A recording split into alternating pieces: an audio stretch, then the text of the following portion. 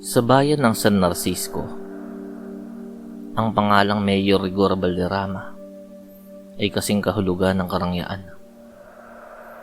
Hindi siya ang tipikal na lingkod bayan na makikita mong nakikihalubilo sa palengke ng walang kamera. Ang kanyang balat ay makinis, tanda ng mamahaling skincare at aircon sa loob ng kanyang opisina. Habang ang kanyang mga kamay ay hindi pa kailanman nakahawak ng putik. Ngunit sa kinang ng kanyang administrasyon ay nagmula sa nakaw na yaman. Ang pondo para sa mga nasalanta ng bagyo, ang subsidiya para sa mga magsasaka, at ang budget para sa libreng gamot ay tila naglaho na parang bula. Sa halip na mga sentrong pangkalusugan, isang dambuhalang mansyon ang itinayo sa tuktok ng burol. Isang puting palasyo na may mga luntiang hardin na dinidilig ng pawis ng mga taong kanyang pinabayaan. Isang hapon, habang nagpapahinga ang mayor sa kanyang balkonahe, isang matanda at huklubang mambubukid ang lumusot sa gate ng mansyon. Siya si Mang Isko. Marumi ang kanyang suot, butas-butas ang tsinelas, at ang kanyang mga mata ay puno ng pait at pagsusumamo. Dala niya ang reseta para sa kanyang asawang naghihingalo dahil sa malalang sakit sa baga. Mayor, parang awa niyo na. Hikbi ni Mang Isko habang nakaluhod sa marmol na sahig. Kahit konting tulong lang para sa gamot ng asawa ko. Wala na kaming makain eh. Sa halip na pagkahabag, pandidiri ang gumuhit sa mukha ni Valderrama. Inilayo niya ang kanyang sapatos na gawa sa balat ng buwaya upang hindi madampian ang maruming kamay ng matanda. Umaalingasaw ang amoy mo, tanda. Sigaw ni Mayor na boses kulog. Hindi ito hingian ng limusa. Kung wala kang pera, mamatay ka na lang sa gutom. Huwag mong dudungisan ang pamamahay ko. Tinawag niya ang kanyang mga bodyguard. Sa harap ng maraming tauhan at ilang mga bisita, kinaladkad si Mang Isko palabas habang tinatawanan ng mayor. Ang mga katulad mo ay basura sa lipunan. Huling hirit ni Valderrama bago pabagsak na isinara ang pinto. Hindi alam ng mayor, ang bawat patak ng luha ni Mang Isko ay may kalakip na sumpa.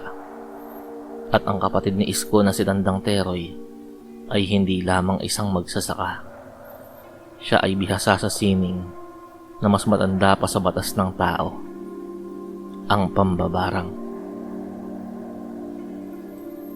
Nagsimula ang lahat sa isang maliit na pangangati sa batok ni Mayor Valderrama. Noong una, inakala niyang kagat lamang ito ng lamok. Ngunit kinabukasan, ang pangangati ay kumalat sa kanyang dibdib at braso. Ang dati makinis niyang muka at balat ay nagsimulang mamula at maging magaspang. Habang lumilipas ang mga araw, ang bawat haplos niya sa sariling balat ay parang paghagod sa liha. Ang mas malala, ang kanyang balat ay unti-unting tumitigas. Sa ilalim ng fluorescent na ilaw ng kanyang opisina, napansin ng kanyang sekretarya na ang balat ng mayor ay nagbabago ng kulay. Nagiging abo at may tila maliliit na pilak na ningning. Hindi ito simpleng sakit sa balat. Iyon ay mga kaliskis. Ang mga kaliskis ay hindi tulad ng sa ordinaryong isda.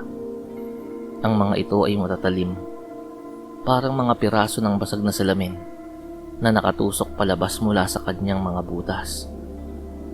Sa tuwing gagalaw ang mayor, kahit ang simpleng paghinga lamang, ang mga kaliskis ay nagkikiskisan, humihiwa sa sarili niyang laman sa ilalim ng balat.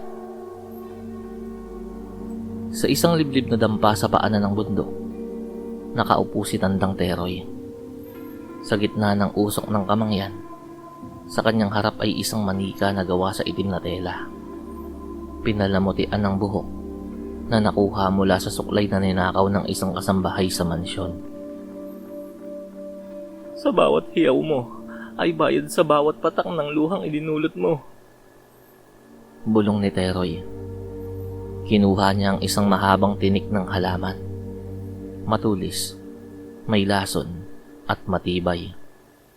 Dahan-dahan niyang ibinao ng tinik sa binti ng manika.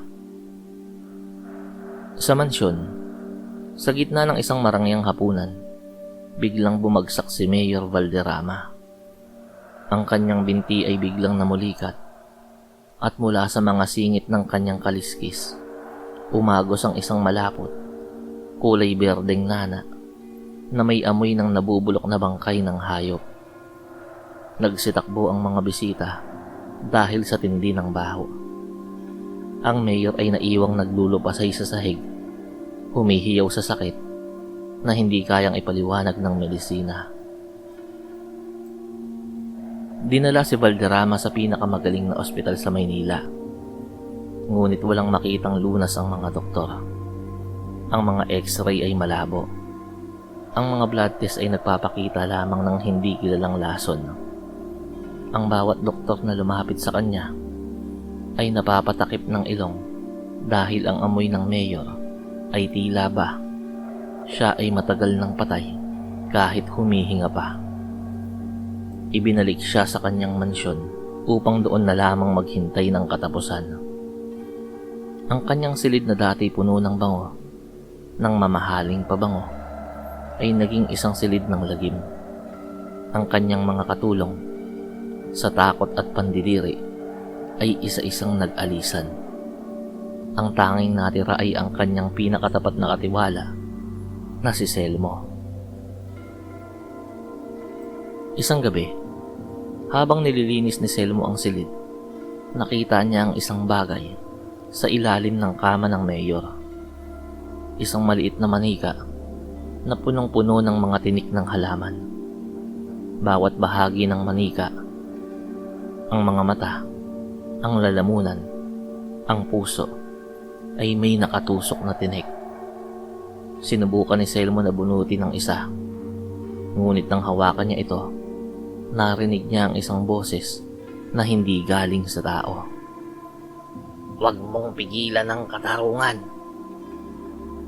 Sa huling linggo ng kanyang buhay, ang katawan ni Mayor Valderrama ay hindi na makilala.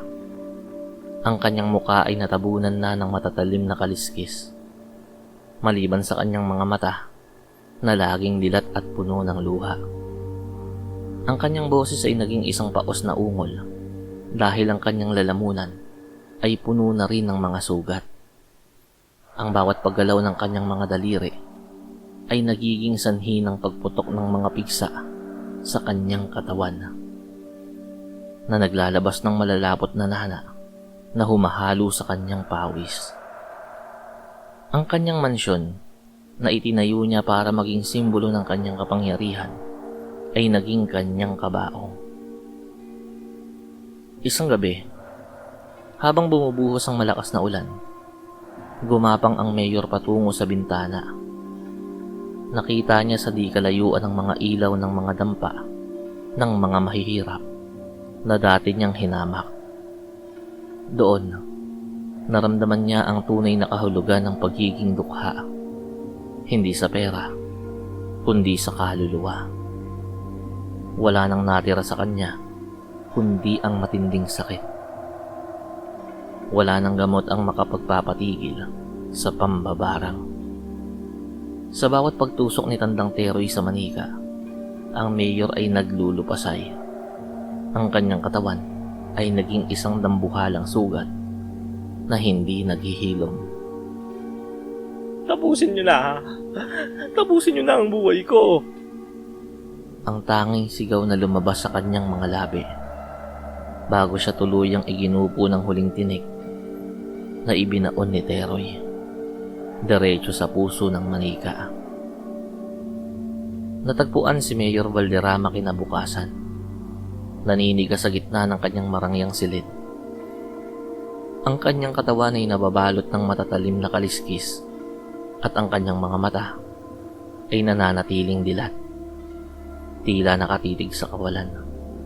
Dala-dala ang takot na hindi na niya matatakasan kahit sa kabilang buhay.